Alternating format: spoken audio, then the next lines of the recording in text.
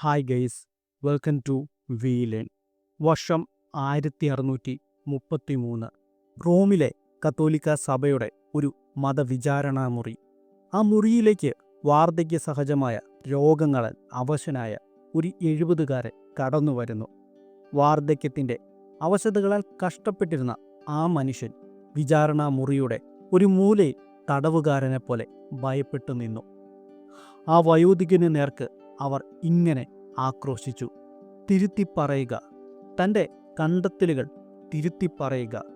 ഈ ഭൂമി നിശ്ചലമാണെന്നും അത് ചലിക്കുന്നില്ല എന്നും തിരുത്തി പറയുക. വാർദ്ധക്യത്താൽ ക്ഷീണിതനായിരുന്ന ആ വയോധികന് പോരാടുവാനായി ഭയമായിരുന്നു. തൻ്റെ ജീവൻ രക്ഷിക്കുവാനായി അദ്ദേഹം മുട്ടുകുത്തി പൊതുസമൂഹത്തോട് ഇങ്ങനെ പറഞ്ഞു: അതെ, ഈ ഭൂമി ചലിക്കുന്നില്ല. അതും പറഞ്ഞ് വിറയ്ക്കുന്ന തൻ്റെ കാലുകളുമായി വിചാരണ മുറിയിൽ നിന്നും നടന്നു നീങ്ങവേ വിറച്ചുകൊണ്ടിരുന്ന തൻ്റെ കാൽപാദങ്ങളിലേക്ക് നോക്കി അദ്ദേഹം ഇങ്ങനെ മന്ത്രിച്ചു: എപ്പോർസെ മൂവേ, എപ്പോർസെ മൂവേ. എന്നിട്ടും അത് ചലിച്ചുകൊണ്ടിരിക്കുന്നു. 16-ാം നൂറ്റാണ്ടിൻ്റെ അവസാനം യൂറോപ്പിൽ നവോത്ഥാനം അതിൻ്റെ ഉച്ചസ്ഥായിൽ എത്തി നിൽക്കുന്ന കാലഘട്ടം. ശാസ്ത്രം, കല, സാഹിത്യം എന്നിവ പുതിയ ചിന്തകളുടെയും കണ്ടെത്തലുകളുടെയും പാത തുറന്നപ്പോൾ ആ മാറ്റങ്ങളുടെ മുൻനിരയിലുണ്ടായിരുന്ന മനുഷ്യനായിരുന്നു ആധുനിക ശാസ്ത്രത്തിൻ്റെ പിതാവ് എന്ന് പിന്നീട് ലോകം വാഴ്ത്തിയ ഗലീലിയോ ഗലീലി. വർഷം 1564. ഇറ്റലിയിലെ പീസയിൽ ജനിച്ച ഗലീലിയോ ചെറുപ്പത്തിൽ തന്നെ ഗണിതത്തിലും പ്രകൃതിശാസ്ത്രത്തിലും അസാമാന്യമായ താല്പര്യം പ്രകടിപ്പിച്ചിരുന്നു. പീസ സർവകലാശാലയിൽ പഠിക്കുന്ന കാലഘട്ടത്ത് അരിസ്റ്റോട്ടിലിൻ്റെ ചിന്തകൾക്കായിരുന്നു അവിടെ പ്രാധാന്യം നൽകിയിരുന്നത്. ഒരു വസ്തുവിനെ താഴേക്കിടുകയാണെങ്കിൽ അതിൻ്റെ ഭാരം കൂടുന്തോറും വേഗത കൂടുമെന്ന അരിസ്റ്റോട്ടിലിൻ്റെ സിദ്ധാന്തം ഗലീലിയോനെ ചെറുതൊന്നുമല്ലാതെ സംശയത്തിലാഴ്ത്തുകയുണ്ടായി. പിന്നീട് പീസയിലെ ചരിത്രപ്രസിദ്ധമായ ചെരിഞ്ഞ ഗോപുരത്തിൽ എത്തിച്ചേരുകയും അവിടെ നിന്നും അദ്ദേഹം നടത്തിയ നിരീക്ഷണങ്ങളും പരീക്ഷണങ്ങളും ആ ധാരണയെ തന്നെ തിരുത്തി എഴുതുകയും ചെയ്തു. എന്നാൽ അദ്ദേഹത്തിൻ്റെ ജീവിതം തന്നെ മാറ്റിമറിച്ചത് ഒരു ലളിതമായ ഉപകരണമായിരുന്നു. 1609 ഹോളണ്ടിൽ നിർമ്മിക്കപ്പെട്ട ഒരു ദൂരദർശനെക്കുറിച്ച് കേട്ടറിഞ്ഞ ഗലീലിയോ സ്വന്തമായി അതിനെ മെച്ചപ്പെടുത്തി നിർമ്മിക്കുവാനായി തീരുമാനിക്കുന്നു. 30 ഇരട്ടി വരെ വലിപ്പത്തിൽ കാണുവാൻ കഴിയുന്ന ആ ഉപകരണം ഉപയോഗിച്ച് അദ്ദേഹം ആകാശത്തേക്ക് തൻ്റെ കണ്ണുകൾ തുറന്നപ്പോൾ പ്രപഞ്ചത്തിൻ്റെ രഹസ്യങ്ങൾ ഓരോന്നായി അദ്ദേഹത്തിനു മുന്നിൽ അനാവരണം ചെയ്യപ്പെട്ടു. ആകാശത്തിൽ അപ്പോൾ കാണുന്ന കാഴ്ചകളെ അദ്ദേഹം ഒരു ഡയറിയിൽ രേഖപ്പെടുത്തുകയുണ്ടായി. ചന്ദ്രൻ്റെ ഉപരിതലം മിനുസമുള്ള ഒരു ഗോളമല്ല എന്നും മറിച്ച് മലകളും ഗർത്തങ്ങളും നിറഞ്ഞ ഒന്നാണെന്നും അദ്ദേഹം കണ്ടെത്തുകയുണ്ടായി. അത് അരിസ്റ്റോട്ടിലിൻ്റെ പരിപൂർണമായ ആകാശഗോളം എന്ന സങ്കല്പത്തെ തകർത്ത് എറിയുകയും ചെയ്തു. തുടർന്ന് വ്യാഴത്തെ നിരീക്ഷിച്ചപ്പോൾ അതിനു ചുറ്റും 4 ചെറിയ നക്ഷത്രങ്ങൾ വലയം വെക്കുന്നത് ഗലീലിയോ കാണുവാനിടയായി. വ്യാഴമെന്ന ഗ്രഹത്തിന് ഉപഗ്രഹങ്ങൾ ഉണ്ടെന്ന് കണ്ടെത്തിയതോടുകൂടി എല്ലാം ഭൂമിയെ അല്ല വലയം വെക്കുന്നത് എന്ന സത്യം അദ്ദേഹം തിരിച്ചറിയുകയും ചെയ്തു.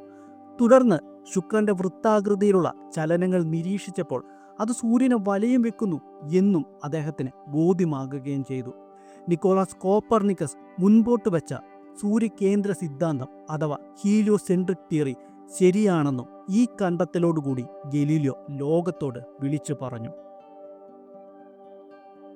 എന്നാൽ ഈ കണ്ടെത്തലുകൾ അക്കാലത്തെ ഏറ്റവും ശക്തമായ അധികാര കേന്ദ്രത്തെ ചെറുതൊന്നുമല്ലാതെ പ്രകോപിപ്പിച്ചു. അതായിരുന്നു കത്തോലിക് സഭ. ഭൂമിയാണ് പ്രപഞ്ചത്തിൻ്റെ കേന്ദ്രമെന്ന് പഠിപ്പിച്ചത് ബൈബിളിൻ്റെ വ്യാഖ്യാനങ്ങളെ അടിസ്ഥാനമാക്കിയായിരുന്നു. സഭയുടെ ഈ നിലപാടിനെ ചോദ്യം ചെയ്യുന്നത് ദൈവത്തെ ചോദ്യം ചെയ്യുന്നതിന് തുല്യമാണെന്ന് അവർ കണക്കാക്കപ്പെടുകയും ചെയ്തു. ഇതിനെ തുടർന്ന് 1616 സഭയുടെ മുന്നറിയിപ്പും ഗലീലിയോയ്ക്ക് ലഭിക്കുകയുണ്ടായി. കോപ്പർനിക്കസിന്റെ സിദ്ധാന്തം പഠിപ്പിക്കരുതെന്നും അത് വെറുമൊരു സാധ്യത മാത്രമായി പരിഗണിക്കണം എന്നതുമായിരുന്നു സഭയുടെ നിർദ്ദേശം. ഗലീലിയോ അത് അംഗീകരിച്ചു. എങ്കിലും ശാസ്ത്ര സത്യങ്ങൾക്ക് മുൻപിൽ അദ്ദേഹം തോറ്റുപോകുകയും ചെയ്തു. വർഷം 1632. അദ്ദേഹം 2 പ്രധാന ലോക വ്യവസ്ഥകളെക്കുറിച്ചുള്ള സംഭാഷണങ്ങൾ അല്ലെങ്കിൽ dialogue concerning the two chief world system എന്ന തൻ്റെ വിശ്വവിഖ്യാതമായ പുസ്തകവും പ്രസിദ്ധീകരിക്കുന്നു. പുസ്തകം പ്രസിദ്ധീകരിച്ചതിനെ തുടർന്ന് സൂര്യകേന്ദ്രീകൃത സിദ്ധാന്തത്തിന് അനുകൂലമായ തെളിവുകൾ സംഭാഷണ രൂപത്തിൽ അവതരിപ്പിക്കുകയും ചെയ്തു. എന്നാൽ ഇതിലെ ഒരു കഥാപാത്രം അന്നത്തെ മാർപ്പാപ്പയായിരുന്ന അർബൻ 8 പരിഹസിക്കുന്നു എന്ന് സഭ വ്യാഖ്യാനിക്കുകയുണ്ടായി. ഇത് വലിയ കോപത്തിന് കാരണമായി മാറുകയും ചെയ്തു. അങ്ങനെ 1633 രോഗിയായ ഗലീലിയോനെ റോമിലേക്ക് വിളിച്ചു വരുത്തുകയും അദ്ദേഹത്തെ റോമൻ ഇൻക്വിസിഷൻ വീണ്ടും വിചാരണ ചെയ്യുകയും ഒരു മുറിയുടെ മൂലയിൽ തടവുകാരനെ പോലെ ഭീതിയോടെ നിൽക്കുന്ന 70 വയസ്സുകാരനായ ഗലീലിയോനെ നോക്കി തൻ്റെ കണ്ടെത്തലുകൾ തിരുത്താനും ഭൂമി ചലിക്കുന്നില്ല എന്ന് പരസ്യമായി പ്രഖ്യാപിക്കുവാനും അദ്ദേഹത്തോട് ആവശ്യപ്പെട്ടു. തൻ്റെ ജീവൻ രക്ഷിക്കുവാൻ വേണ്ടി ഗലീലിയോ അന്നത് അനുസരിക്കുകയും ചെയ്തു. എന്നാൽ ചരിത്രം മന്ത്രിക്കുന്ന ഒരു കഥയവിടെ പിറവിയെടുക്കുകയും ചെയ്തു. വിചാരണയ്ക്ക് ശേഷം മുട്ടുകുത്തി എഴുന്നേറ്റ് നടക്കുമ്പോൾ സ്വന്തം കാൽ ചുവട്ടിലേക്ക് നോക്കി അദ്ദേഹം മന്ത്രിച്ചു, എപ്പൂസെ മൂവേ, എപ്പൂസെ മൂവേ. എന്നിട്ടും അത് ചലിച്ചുകൊണ്ടിരിക്കുന്നു. ആ മന്ത്രിക്കൽ പിന്നീട് ലോകം മുഴുവനും ഏറ്റു പറയുകയും ചെയ്തു. ഗലീലിയോയ്ക്ക് പിന്നീട് തൻ്റെ ജീവിതകാലം മുഴുവനും വീട്ടുതടങ്കലിൽ കഴിയേണ്ടി വന്നു. എങ്കിലും അദ്ദേഹത്തിൻ്റെ മനസ്സിനെ അദ്ദേഹം തടവിലാക്കിയില്ല. കാഴ്ച നഷ്ടപ്പെടുന്നതിനു മുമ്പ് അദ്ദേഹം മറ്റൊരു വിഖ്യാതമായ പുസ്തകവും എഴുതുകയുണ്ടായി. പുതിയ 2 ശാസ്ത്രങ്ങൾ അഥവാ ദ 2 ന്യൂ സയൻസ്. അത് ആധുനിക ഭൗതിക ശാസ്ത്രത്തിൻ്റെ തന്നെ മറ്റൊരു നാഴികക്കല്ലായി മാറുകയും ചെയ്തു.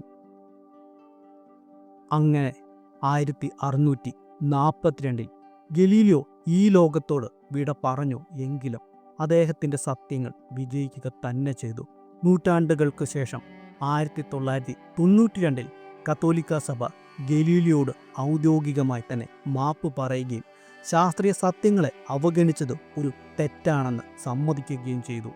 ഗലീലിയോ ഗലീലി എന്ന ആ പേര് അടിച്ചമർത്തപ്പെട്ട സത്യങ്ങളുടെയും അചഞ്ചലമായ ശാസ്ത്ര ചിന്തകളുടെയും പ്രതീകമായി ഇന്നു നിലനിന്നു പോരുന്നു. സോ നമ്മുടെ വളരെ കൊച്ചൊരു വീഡിയോ ഇത്രയേ ഉള്ളൂ. വീഡിയോ ഞാൻ അവസാനിപ്പിക്കുന്നതിന് മുമ്പ് നമ്മുടെ വളരെ ചെറിയൊരു ചാനലാണ്. നിങ്ങളുടെയൊക്കെ സപ്പോർട്ട് ഉണ്ടെങ്കിൽ മാത്രമേ നമുക്ക് മുൻപോട്ട് പോകാനായിട്ട് സാധിക്കുകയുള്ളൂ. ഇത് വളരെ ചെറിയൊരു ചാനലാണ്. നമ്മുടെ എഫോർട്ടിനുള്ള അത്രയും വ്യൂസോ അല്ലെങ്കിൽ ഒന്നുമില്ല നമ്മുടെ ചാനലിൽ. സോ അപ്പം നിങ്ങളുടെയൊക്കെ സപ്പോർട്ട് ഉണ്ടെങ്കിൽ മാത്രമേ ഇത് നമുക്ക് മുമ്പോട്ട് കൊണ്ടുപോകാനായിട്ട് സാധിക്കത്തുള്ളൂ. സോ ഡെഫിനറ്റ്ലി വീഡിയോയിൽ എന്തെങ്കിലുമൊക്കെ പോരായ്മകൾ ഉണ്ടെങ്കിൽ എൻ്റെ അടുത്ത് പറയുക. നിങ്ങൾ പറഞ്ഞാലേ എനിക്ക് മനസ്സിലാവുകയുള്ളൂ. സോ അപ്പോൾ ടാറ്റാ ബൈ ബൈ. നമുക്ക് അടുത്തൊരു വീഡിയോയിലൂടെ കാണാം.